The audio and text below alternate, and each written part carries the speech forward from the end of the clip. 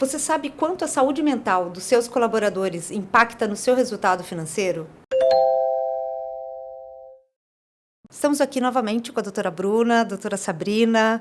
Doutora Sabrina, graduada em Medicina pela Universidade Metropolitana de Santos, pós-graduada em Psiquiatria pela Santa Casa de São Paulo e pós-graduanda em Psiquiatria Forense pela USP. E a doutora Bruna, psicóloga clínica, perita judicial, especialista em saúde mental pela USP e especialista em luto e morte pela PUC. Está justificada a minha cola. Agora eu vou apresentar a vocês de maneira mais informal. Obrigada, meninas, por estar aqui de novo, né, falando de um outro contexto. Nós falamos num podcast passado da importância da saúde mental para o empregado, né, da importância do cuidado que ele tem que ter com a saúde dele, mas agora a gente vai falar para o empregador, para o empresário, né, que muitas vezes é impactado financeiramente de uma forma... não posso repetir a palavra impactante, mas de uma forma... Imensa? E assim, o impacto financeiro que isso gera para ele é interessante. Sim. Né? Então, eu gostaria que vocês falassem um pouquinho sobre esse impacto das doenças hoje para os empresários. Cada vez mais a gente tem visto o quanto o trabalho pode adoecer as pessoas. A questão não é o quanto do trabalho, né? É a quantidade de trabalho. Né? Então, às vezes, até pela empresa, acaba tendo essa pressão em algumas pessoas, né? Alguns funcionários, e algumas pessoas querem atingir a excelência.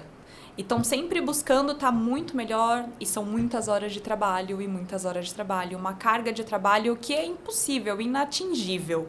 E o trabalho nunca está perfeito, nunca está maravilhoso. Isso vai gerando uma frustração, isso vai gerando doença. Então, e é essa doença que acaba levando as pessoas muitas vezes a se afastarem do trabalho, por não estarem conseguindo mais estar no local de trabalho, ou por não estar mais conseguindo fazer o seu trabalho de maneira perfeita, né? Maravilhosa, do jeito que eles acham que deveriam ser.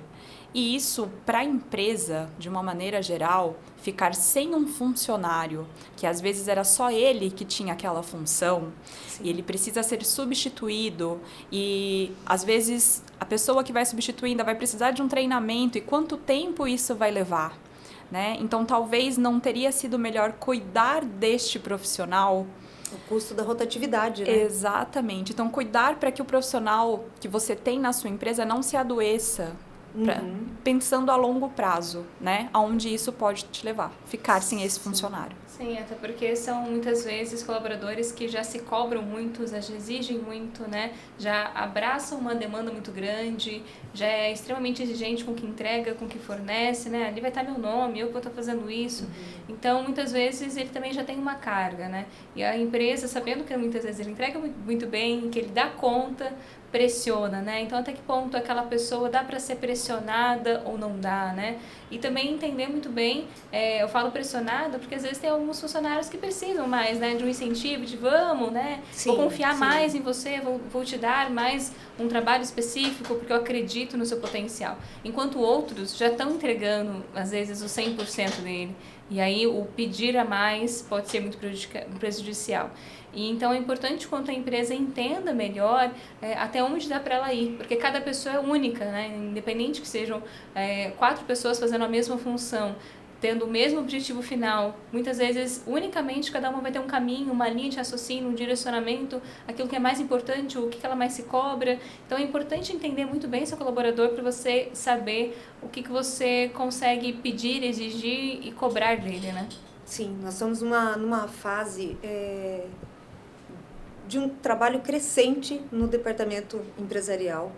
Então, o que a gente tem identificado? Que muitas vezes é uma economia gigantesca para o empresário ter um profissional que ofereça esse serviço internamente. Sim. Né? Então, muitas vezes é mais fácil ele cuidar, ele tratar o funcionário, ele ter um olhar mais humanizado. Obviamente, gente, que a empresa visa lucro e está tudo certo com isso.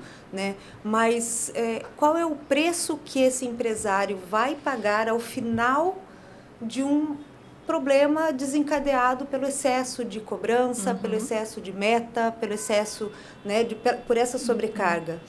E pensando nisso, eu acho que dá para a gente trazer aí como link duas coisas que eu acho que são relevantes. Primeiro, da mulher que tem uma sobrecarga, uma segunda jornada, né? E a gente percebe que muitas vezes são as mulheres que procuram, buscam mais ajuda, e o burnout, né? Que é o que está mais em alta hoje e foi reconhecido como doença do trabalho, então gera um impacto muito grande nessas empresas. Sim, eu acho que um ponto importante é a empresa entender, porque eu acho que tinha muito uma separação de, não, isso deve ser por causa da vida pessoal dele, não tem a ver com a empresa, né? Sim. E por mais que a empresa queira fazer essa divisão, isso impacta no rendimento. Então, não existe uma divisão que, então ele não vai render na família porque o problema é com a família dele.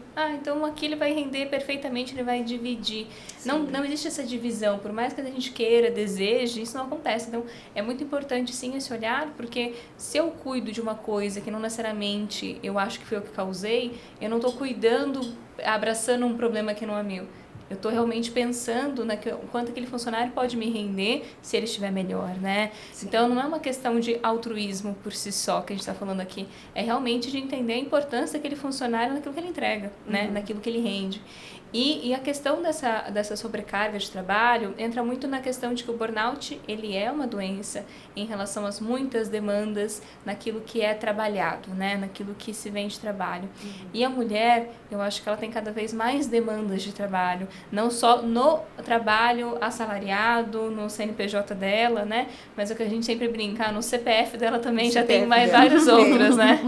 Então, quanto ali também é exigido dela, né? Num terceiro turno, e encaixar outros momentos, e isso vai gerando uma sobrecarga muito grande. E aí não dá para a empresa falar, não, mas porque você é mulher, tem essas outras sobrecargas, isso é problema seu?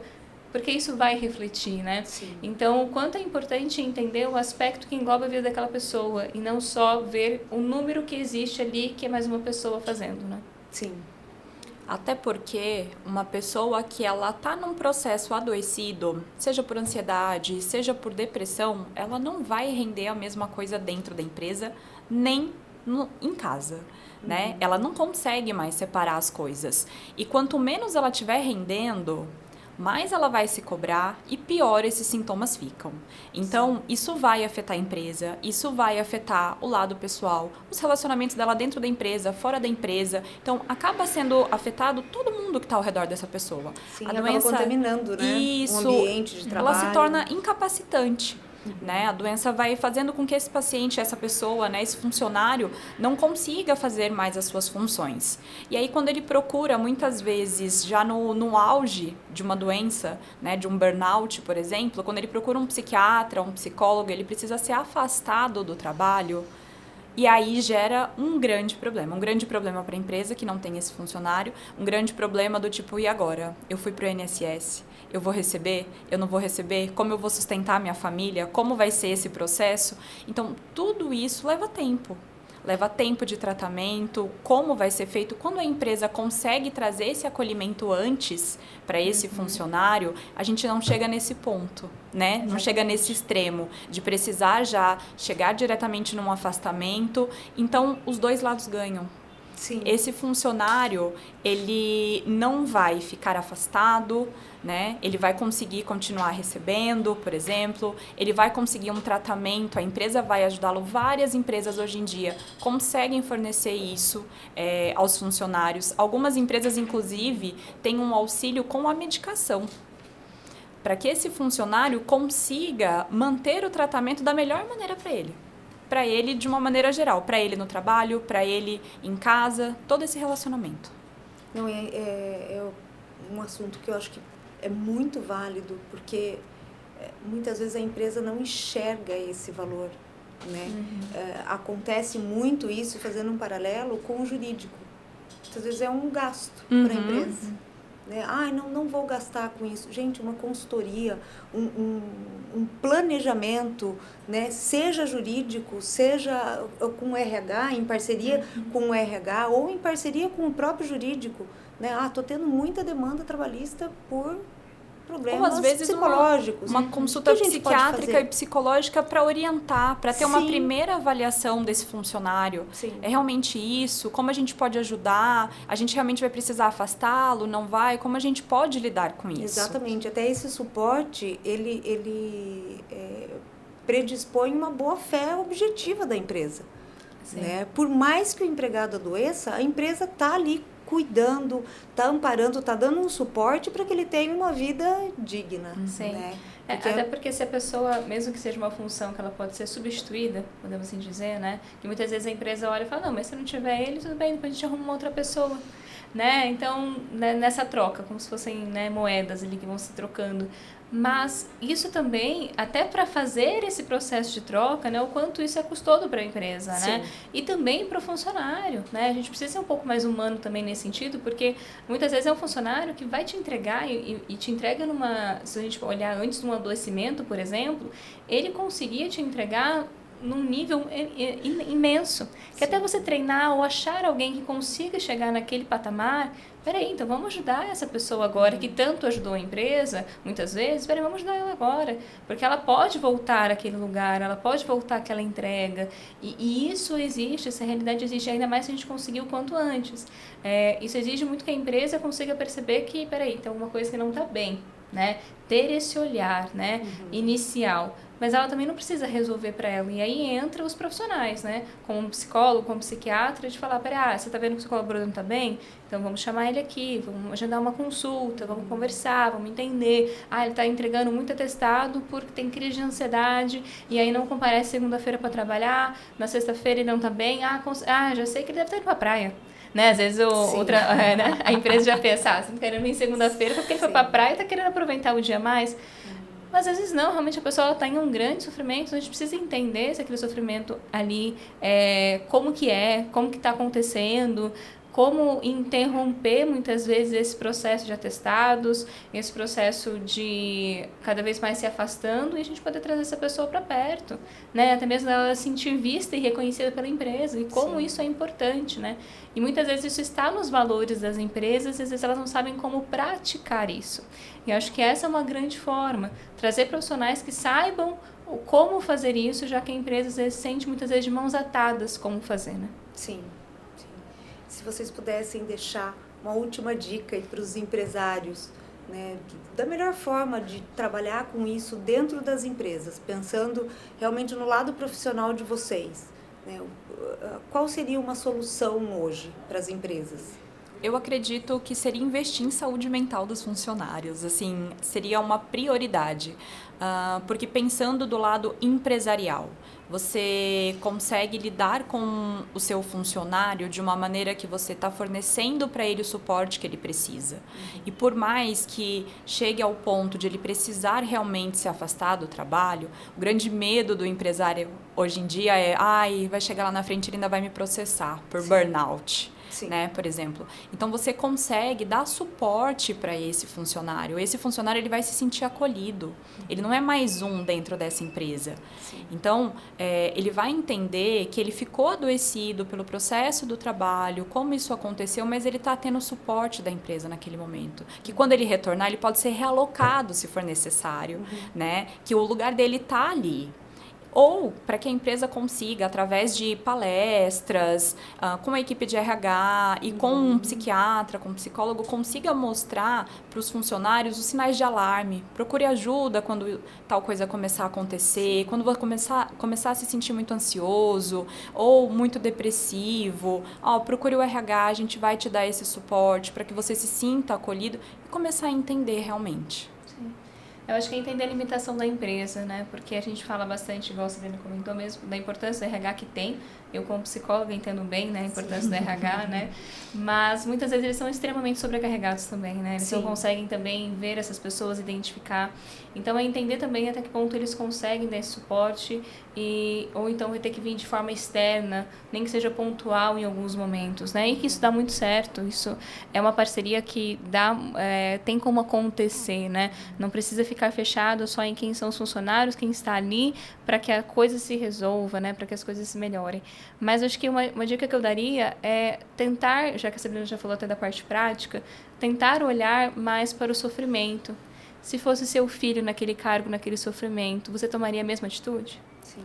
Porque Empatia, né? quando a empresa, eu entendo muito a importância do lucro, tem que lucrar mesmo, mas a importância de olhar e entender o quanto ali existe uma pessoa humana, que tem uma vida, que tem pessoas, que deveria ter um desejo de viver, que deveria ter um desejo de sonhar. Então, a sua atitude, ela realmente tem sido mais para ajudar essa pessoa, ou ela está sendo cada vez mais individualista? Então, acho que dá para a gente tentar equilibrar as duas coisas, né? O teu olhar para a pessoa e conseguir as metas, os objetivos que a empresa tem.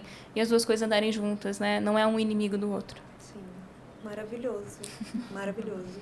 Gente, muito obrigada, né, por mais esse episódio de podcast, que eu tenho certeza que não vai ficar só nesse. Né? Vamos abrir aí para perguntas, né? O contato das meninas também vai estar disponível, mas é interessante essa parceria, é interessante esse olhar mais humanizado das empresas para os empregados. Nós atuamos tanto na área trabalhista, empresarial, quanto reclamante e reclamada. Então, nós temos o conhecimento dos dois lados, né, do que é atender um empregado adoecido, né, que chega aqui realmente com um burnout, com um laudo, e já pensando nesse processo, né, que é muito difícil para ele, e atendemos também as empresas, que, por outro lado, sofrem e muitas vezes não têm a percepção de que poderiam evitar todo esse problema com simples palestras, ou uma parceria, né, ou uma consulta, ou um olhar mais empático do colaborador. Exato, concordo plenamente. Muito obrigada pelo convite. Obrigada a você, é uma alegria estar aqui de novo e aceito novos convites. A porta está aberta. Com certeza, com certeza. Muito obrigada. A gente vai estar aqui sempre que for preciso, né? E se alguém tiver dúvida, alguma coisa, a gente está à disposição. Tá ótimo, gente. Obrigada. Obrigada. E aí, gostou desse assunto? Aqui no Coopercast, nós temos diversos conteúdos que podem te ajudar. Então, se inscreva no canal para não perder nada.